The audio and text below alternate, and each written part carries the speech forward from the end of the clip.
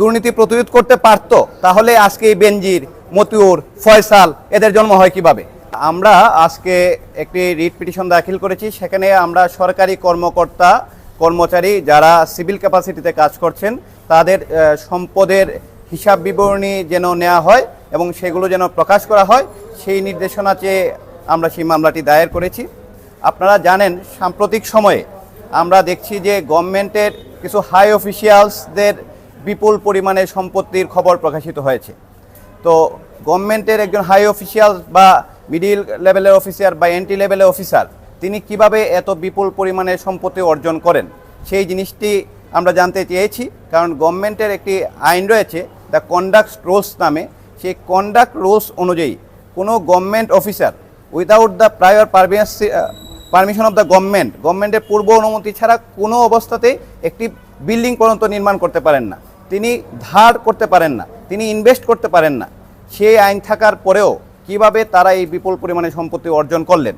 এবং আমরা সেটা আরও দেখলাম যে সরকারি কর্মচারীদের যখন চাকরিতে প্রবেশ করবেন তাদের সম্পত্তির একটি হিসাব দাখিল করতে হবে, তাদের যে কত প্রপার্টি আছে এবং প্রতি বছর সেটি তাদের সেই সম্পত্তি কতটুকু বাড়লো বা কমলো তার একটি বিবরণী দাখিল করার আইন রয়েছে। সেই আইনটি সংশোধন হয়ে প্রতি 5 বছর পর পর দাখিল করার বিধান করা হয়েছে। কিন্তু 2008 সালে কিছু ব্যক্তি, কিছু সরকারি কর্মকর্তা সেই সম্পত্তির হিসাবটি সর্বশেষ দাখিল করেছিলেন। 2008 সালের পরে বিভিন্ন মন্ত্রণালয় থেকে, ক্যাবিনেট ডিভিশন থেকে বারবার তাগদা দেওয়ার পরেও সরকারি কর্মকর্তাগণ সেই সম্পত্তির হিসাব বিবরণী জমা প্রদান করেননি। আমরা সেখানে বলার চেষ্টা করেছি যে এই আইনটি প্রতিপালন করার জন্য, এবং আমরা সেই সাথে এটাও বলেছি যে আমাদের কি এমন আইন প্রয়োজন যে আইন থাকলে এই সম্পদ এরা গড়তেই পারবে না।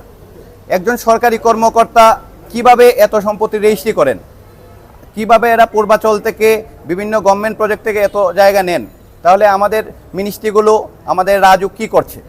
তো এখানে আমার মনে হয় নতুন আইনও করার জন্য আমরা বলেছি, এবং এক্সিস্টিং যে লগুলো রয়েছে, মানি লন্ডারিং অ্যাক্ট থেকে শুরু করে anti corruption commission, UN convention against corruption এবং G20-র হাই প্রিন্সিপাল, সাস্টেনেবল ডেভেলপমেন্ট সহ সমস্ত আইন আমরা আমাদের রিট পিটিশনে বলেছি, এবং আমরা আগামীকালকে সেগুলো মাননীয় আদালতের সামনে উপস্থাপন করব।